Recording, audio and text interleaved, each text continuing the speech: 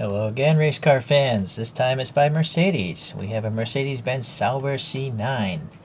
The Sauber C9 was a Group C car from 1987. Sauber was the constructor of the vehicle, and the engine was provided by Mercedes. It competed in the World Sports Car Championship, and it won the season in 1989. So, interesting. Let's go to this box here. Mercedes-Benz Collection number 1. 368 yen, so $3.70, less than $4 in today's money. And this is from 2006. Let's see here. I gotta get one of these for sure. The 560 SEL would be nice to have. I do believe that, this car's been done to death by other brands, but in particular, Mini GT has a pretty nice one, but Tarmac Works might be better than that, and then an Inno 64 would probably be the best of all of them if I had to guess. I have the Mini GT one, and I'm quite happy with it. I gotta get this guy as well. In that one. I have one of these. Maybe that. That one stinks. I have a video on this one, this SL55. It's got a messed up proportion to it. It even looks goofy in this image here. So I would suggest avoiding that one. I'm gonna have to get one of these as well. Came in this blister, a tall blister because the G-Wagon has to fit in this thing. This card here, making 720 horsepower, V8. I believe it's a twin turbocharged V8. And then 89 season, World Sports Prototype Championship, I imagine. And they had these various numbers, a plane, and then the 3 numbered ones. But number 63 actually won the championship. Okay, it was screwed to this base. I unscrewed it already. I got this off eBay if you're curious. Any old model I pretty much get off eBay. Interesting. I guess it looks... Well, I kind of feel it's a little short. I don't know if there's a different tail version, but you see how long this is? I feel like this is not as long. Right? It feels like truncated, a little bit short. Okay, let's go to the front here. So in 1987, this car was still mostly made of aluminum. The carbon fiber wasn't used as prolifically, at least by Sauber. Alright, this front view looks pretty good. No mirrors though on the Kyosho. Okay, here's a rear view.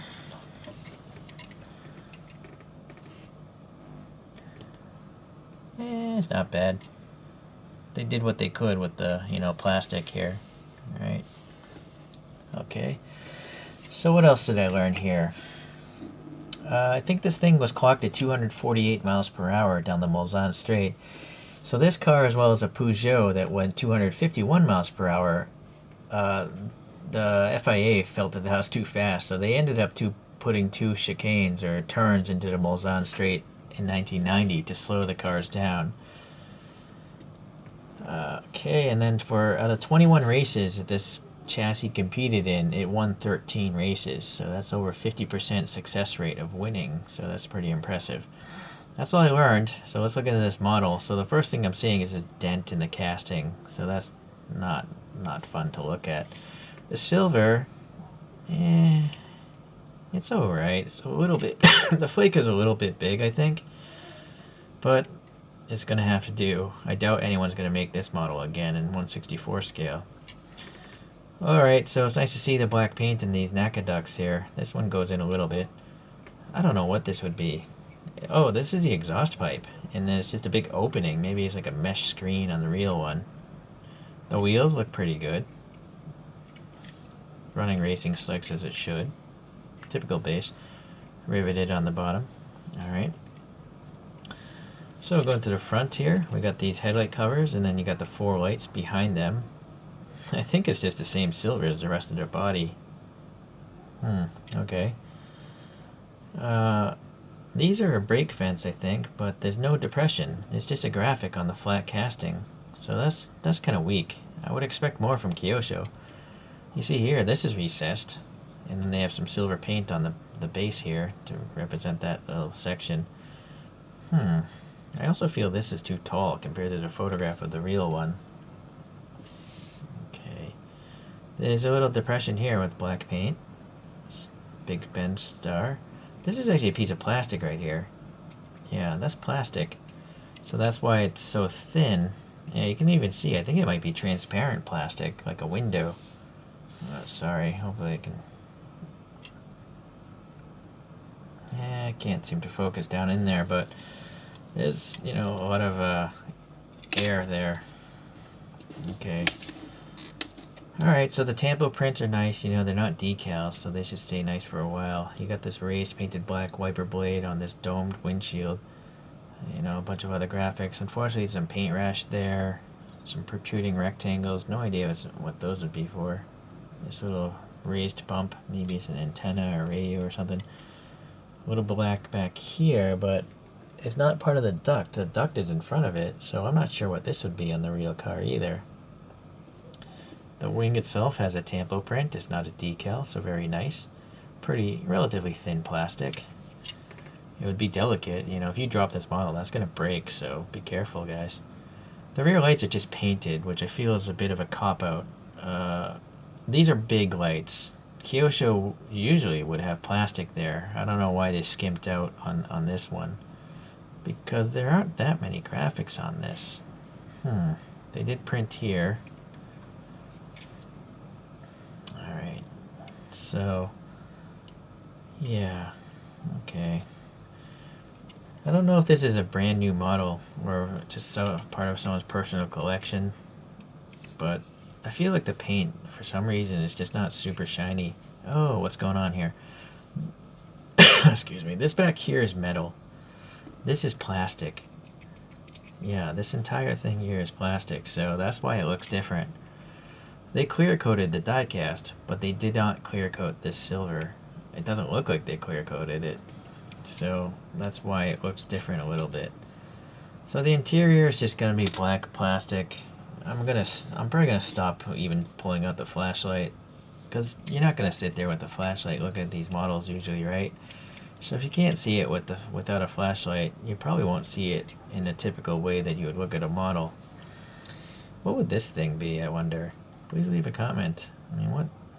Oh, I see. On the real photograph, there's like a vent. Like it's kind of like you'd see on a World War II airplane. So maybe the driver was just getting too hot in here, you know, and that's just feeding some fresh air into the driver. The driver's sitting around here, by the way. He's not sitting in the middle because there's some sort of secondary seat there because of racing rules. Alright, well, definitely not the best effort from Kyosho. I feel like they skimped out on some places. And then, I mean, that dent is really disturbing. The paint you gotta accept. I'm sure maybe when this thing was brand new, the paint was nice, but, you know, over a decade has passed, so the paint rash has begun. Okay, well, let's take a look at a couple other racing cars. They're not from the same era, unfortunately. I'm slowly starting a collection of these Le Mans type of vehicles. You know what, sorry, that's too fast of a speed. So here's a Porsche from Kyosho. It's a 907. So much earlier time frame. It's very thin, but very long. Quite the long tail. And very low. Right? Okay, so moving up in the years, we have a 1999 BMW V12 LMR. So much more svelte, you know, the curvature going around the wheels, right, the pontoon fenders, whereas this, you know, 1980s style is just a big wedge, whereas this is, you know, it's more voluptuous, more like an F1 car, I suppose. And then the most modern one I have is this 2009 Aston Martin LMP race car, so let's do these in this order here.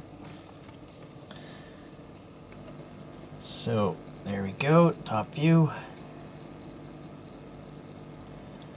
So you can see that there's been racing rule changes. They happen every year, but you know, closed cockpits.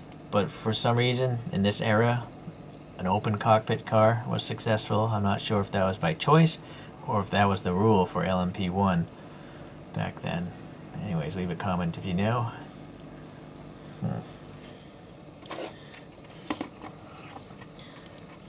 Alright, well,